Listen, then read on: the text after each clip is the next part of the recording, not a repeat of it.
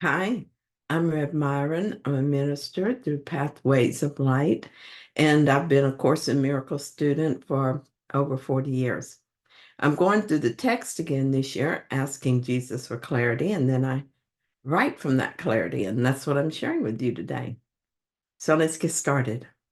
We're reading from A Course in Miracles, Chapter 9, Section 4, The Holy Spirit's Plan of Forgiveness. Today we're going to read paragraphs 7 and 8. Paragraph 7 says, the confusion of function is so typical of the ego that you should be quite familiar with it by now. The ego believes that all functions belong to it, even though it has no idea what they are. This is more than mere confusion.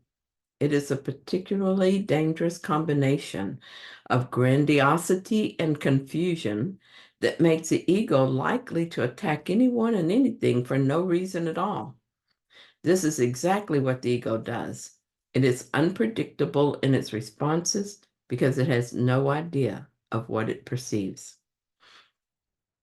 Oh my goodness, do I ever know this is true?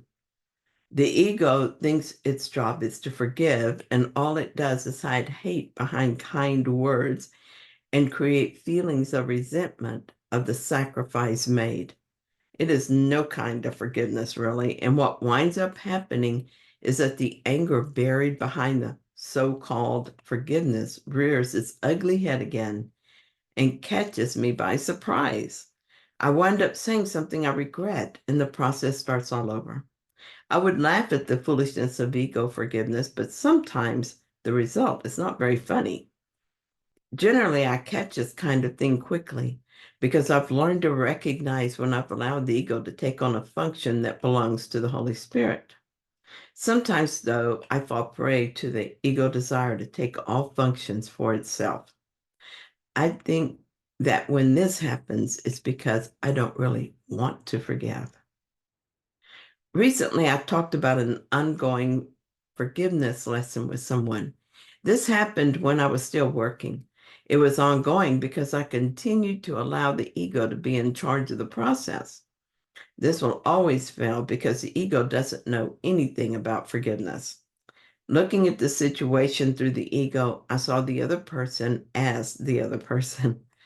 I couldn't see our unity because the ego doesn't accept unity as a possibility. Seeing him as separate from me, I saw our interest as separate. From that point of view, it becomes a matter of whose interest will be served. Thus, there had to be a winner and a loser, and I sure didn't want to be the loser. The ego then focused on how to win and still look spiritual. See how confused and hopeless it is when the ego version of forgiveness is used? Every time I let the ego be in charge of forgiveness with this person, I wound up with another grievance. The way it played out was that I would say something I immediately regretted and then sit there wondering where those words came from. Then I would have to justify my failure to forgive, and so I would think of all the ways he provoked me. Next, I would find myself talking to my boss about how hard it is to work with this man, hoping to get her on my team to help support my weak case for him being the cause of my unhappiness.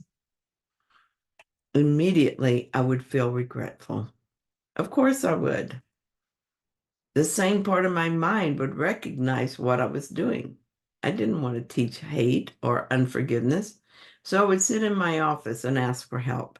I would ask the Holy Spirit to heal my mind, and though I meant I wanted to be free of this conflict, I still didn't want to let him off the hook.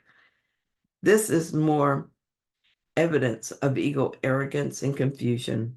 What kind of forgiveness is that? I don't know how often I had to go back to my boss and try to undo the harm I'd done. I would talk to her about my desire to let this go and my desire to withdraw my projections and then accept responsibility for my own feelings. If I could not show her perfect forgiveness, at least I could share my process as I moved in that direction.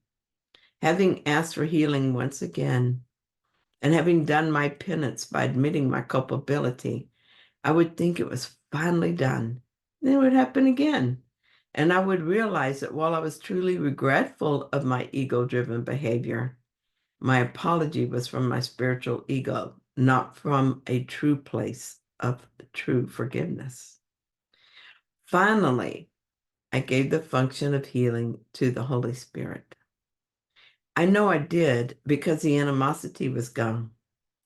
I felt nothing but goodwill and kindness toward this man.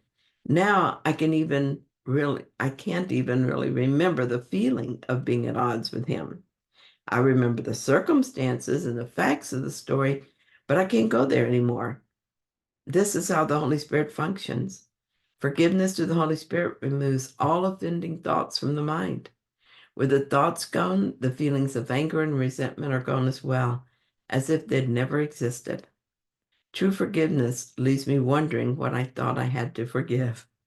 The ego will never accomplish this for me because it doesn't know what true forgiveness is or how to achieve it. Paragraph 8 tells us, if you have no idea what is happening, how appropriately can you expect to react? You might ask yourself, regardless of how you may account for the reaction, whether its unpredictability places the ego in a sound position as your guide. Let me repeat that the ego's qualifications as a guide are singularly unfortunate, and that it is a remarkably poor choice as a teacher of salvation. Anyone who elects a totally insane guide must be totally insane himself. Nor is it true that you do not realize the guide is insane. You realize it because I realize it, and you have judged it by the same standard I have. I am convinced that the ego is a poor guide, and I've learned to be vigilant for the ego's attempts to be the guide. I've learned to discern the difference between the ego's guidance and the Holy Spirit's guidance. Yet I still hear the ego and I still follow the ego sometimes, but I regret it when I do, and I always change my mind. It was a bit of a surprise, however, when I read the last two sentences. Have I always realized the ego was insane? I thought I just learned that. I guess I was hiding. Yeah, I must have been hiding that from myself because I wanted to keep playing its game. Actually, the only reason I ever listen to the ego, even for a brief time, is that I'm being offered some bit of the game that still amuses me or that still holds some value for me. Here's something I noticed. The more I release the idea of guilt, the less I have in the interest in the ego thought system. What seems to follow naturally is that fear then begins to fall away. So let's compare the two choices. On the one hand, I can choose the Holy Spirit as my guide. I will live a happier life, free of regrets and disappointments. I will be peaceful and filled with joy, regardless of what seems to be happening in my story. With the Holy Spirit as my guide, guilt will cease to attract me and fear will fall away. I will respond appropriately, teaching love and helping my brother wake up, or at least certainly not holding him back. Or I can select ego as my guide and keep the status quo. I can go on pretending to be the master of my miserable little universe. I can continue making images that I pretend are creations, born of the twisted desires of an insane mind and suffering the consequences. And I can pretend I am the victim and this was done to me, thus guaranteeing I will not be free of suffering. Join God in unending blissful creation or join ego in pain, suffering, and death? Which one will I choose today? Which one will you choose today? It's like a moment by moment choice, isn't it? Thank you so much for joining me in this reading. If you found it helpful, I hope, and I hope you did, please like it. If you haven't yet, please subscribe. And I'll be back soon with another reading. See you then.